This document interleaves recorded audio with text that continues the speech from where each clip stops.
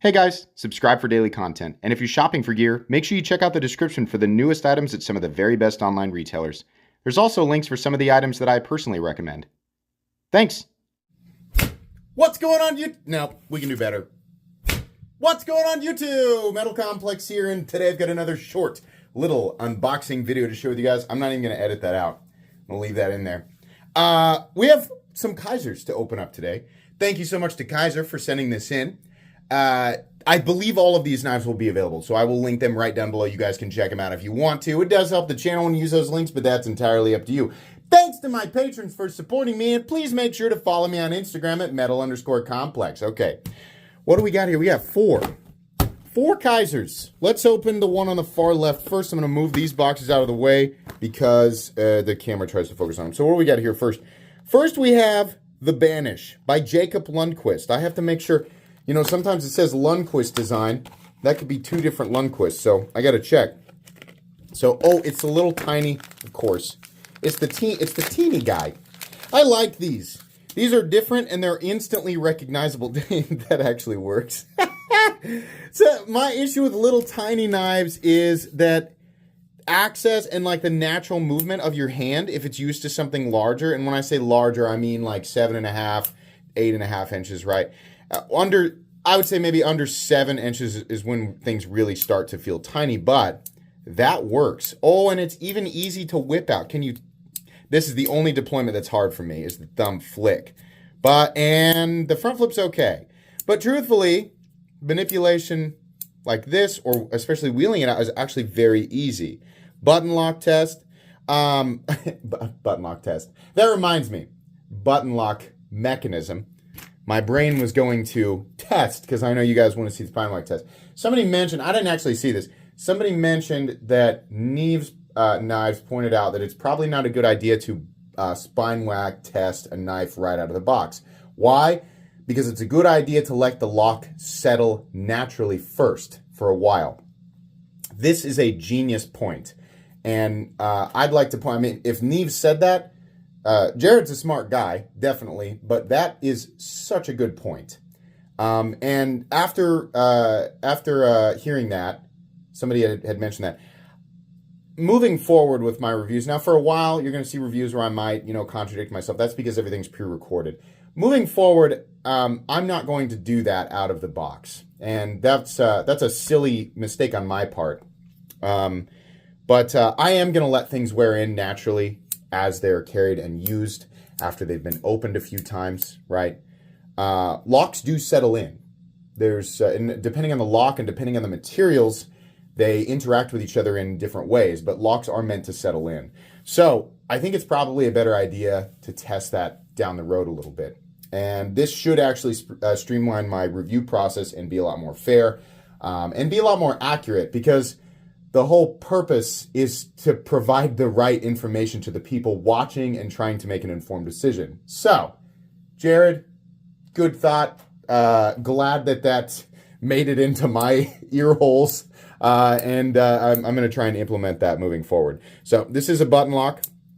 On this small a knife, I don't know how important it is to have, like, impact-resistant lockup.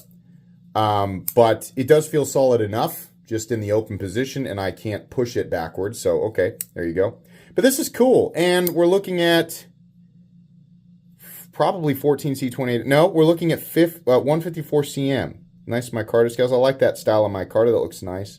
Okay, that's cool. This is just an unboxing and first impressions, not a review. The reviews come later.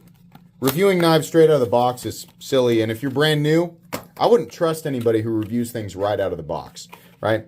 A lot of times people just mistake the fact that what they're watching is not a review. They think that because someone's holding a knife and showing it, it means it's a review. It's not. I like to just experience things for the first time. Now that is a good looking knife. Boy, that reminds me of like something that Benchmade would have come out with back in like maybe the mid 2000s. I mean, the benefit here is it's not going to be anywhere near as expensive. So what is this? No, that's the Banish. This one is called, I just like the aluminum on it.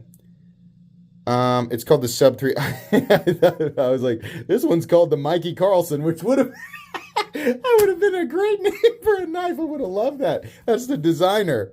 Mikey Carlson's the designer. 154 cm, aluminum, and the clutch lock. Kizer does a great job with their clutch lock. This is really great. Very straightforward, basic design, and this is kind of almost a Benchmade Griptilian style handle. So here's the Ritter Hogan. You can see here the general shape that I'm talking about. But that is very similar to, well, I mean, when I say that, I mean classic knife handle. Benchmade wasn't the first company to do that. But yeah, that's cool. Nice, open ergonomic design, and 154 cm, black coated. I don't know if they have other options, but they do a great job with their aluminum. The Type 3 hard coat anodizing is great. That pocket clip's good. I just don't like that straight bill at the end. I wish they would just cut it off right here, but okay. Wait a minute. Kizer, do you not have ambi clip mounting positions? Come on, you got an ambi lock. Kizer! 2 holes. You already got a hole right here. Put another one in there so that lefties can mount the clip the way they want. Yeah, that's too bad because it's super easy. Now, you could be saying, well, you can just use 1 screw hole. What's going to happen? Say it with me. The pocket clip's going to do this, flapping all over the place, right? It's like the second hand on a clock. That's not what you want. But cool design outside of that. I do like that one. All right. Next up, we got a heavy boy here. What's this one called? The CO1C. Oh, it's Sheepdog. Please. Please. Oh, what the heck? Oh, man. No wonder it's so heavy. Good Lord. Solid brass. Is that what this is? God, I should have just read. 3V and brass. Ah, cool. Oh, dude. That is so cool. 3V. This is sick. I'm going to start collecting the freaking Sheepdog, man. What an awesome knife. Good Lord. So listen, if you don't know, I love the Sheepdog. It's probably my favorite model ever from Kizer. Not only is it a fun knife, a cool knife, not only does it look cool, it actually is a if you get the version that's medium-sized and doesn't have the flipper tab, in my opinion, and has the opening hole, it's actually a super, super functional and fun to carry, fun to use knife. Very, very ergonomic and utilitarian. Of course, credit to Sheepdog knives for the design, but wow, wonderful. And we have ambi clip mounting positions, but of course, the Sheepdog's weird because the pocket clip, the angle of the bill is up towards the spine. When we flip it over, the angle of that bill goes down, and no, it doesn't come with another pocket clip, which is a little bit weird. But okay, that's so cool.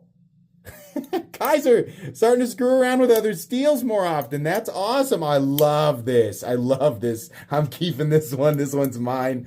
Oh, so cool. I love it. Yeah.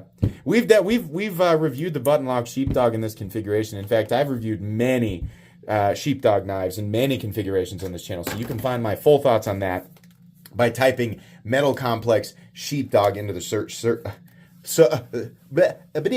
Sorry. Metal Complex Sheepdog into the YouTube search bar.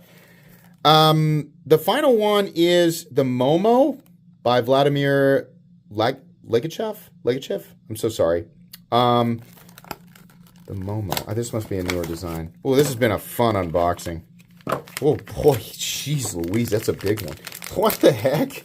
What do we got going on here? Jeez! That's definitely different. Wow, okay, yeah. That's cool. That's really cool. That might be... man, that is an awesome front flipper. Look at the aesthetic of that. Wow, how big is this thing? That's what she said. Sorry. I'm faster than you. I took it away. Let's go ahead and find out here. Hold on. Good God, man. That is a big knife. Just over 9 1/4, 9.35. Wow. Big blade. Look at that. Dang. Got a steel liner lock, I think, most likely. Oh boy, I love that. That is so cool. It's like a front flipper kitchen knife. Look at that swedge right there. That's so classy. Classy! This is a cool design, man. Who is this? Designer there. Oh, that's Sheepdog. Sorry. Vladimir, I'm not familiar with him. Legachev. I know I'm mispronouncing his name, but this is the designer right here. Wow, cool. I hope he continues to work with Kizer. That is awesome. Look at this. Look how we got this little bolster piece right here that's a different color. This is sick. So given that it's aluminum and 154, it's probably not all that expensive. Wow. Yeah, I'm a huge fan of this. There wasn't a bad knife in the bunch today, guys. Wow. I like all of these. I'll say my least favorite is probably this guy. This one's fun because it's the Cuvist or whatever, but it's just smaller. This is fun for obvious reasons, and this is fun because it's huge and wild. Man, super cool stuff from Kizer. Kizer really, I bet that, listen, here's my prediction. I mean, anybody could make this prediction. Kizer's going to have one hell of a 2024. That's, they're already set. They're already in place to execute at these price points. Kizer, one of the best companies out there, under 200, and honestly, one of the best companies out there creating stuff under 150 as well. I think they're going to absolutely not that they haven't been in the past, but I think they're absolutely going to dominate for 2024. Very cool stuff from Kizer. That's going to be it for me today, guys. This will get its own review. This will get its own review, and this will get its own review down in a few weeks from now. This won't because it's the same thing, but in brass. But super cool though. Links for all these knives down in the description. That's going to be it for me today. Please make sure to follow me on Instagram at metal_complex. If you enjoyed this video, leave a like. If you'd like to check out my other content, I do, of course, have lots of videos of knives that are either expensive or inexpensive that I do or don't like, so check those out. And if you enjoy all my content, go ahead and click on that Metal Complex logo right there and subscribe because there's definitely more coming. Thanks again for watching, everybody, and have a great day.